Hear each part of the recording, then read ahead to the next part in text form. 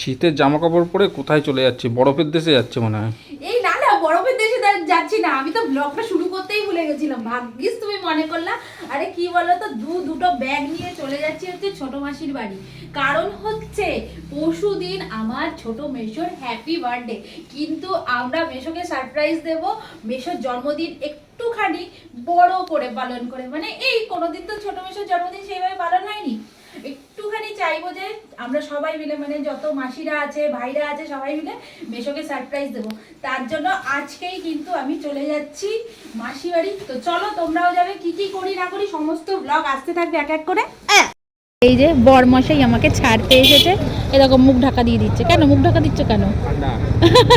চলো তাহলে যাই, গিয়ে টাটা করো। টাটা করবো না? এই যে টাটা করে দিল। চলো এখন আমাকে ট্রেনে উঠতে হবে।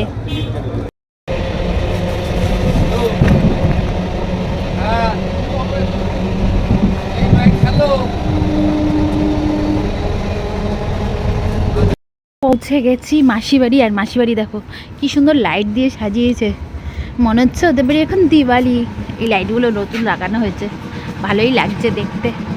চলো বেলটা বাজাই, দেখি কে খোলে। খোল।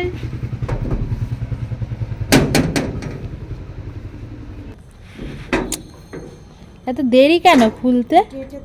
বাবা ঘরে তো মনে হচ্ছে বরফ পড়ছে, এরম ভাবে কে থাকে? আমার জন্য জুতোটা রেডি করো কিন্তু। চলো বন্ধুরা, তালাটা দিয়ে আসো। বন্ধুরা তালাটা দিয়ে আসবো? হ্যাঁ চলো তালা দিয়ে আসি। আর এই দেখো মাসি এখন রান্না করছে কষা কষা ডিম। ডিমের সাথে আছে ফুলকপি, তার সাথে আলু, ফুলকপি আলু দিয়ে ডিমের কষা না ঝোল? কষা। গন্ধটা কিন্তু সুন্দর বেরিয়েছে। ও তার সাথে আবার কড়াইশুঁটিও আছে। তো এরকম ডিমের ঝোল কারা কারা খাও অবশ্যই কিন্তু কমেন্টে জানিও।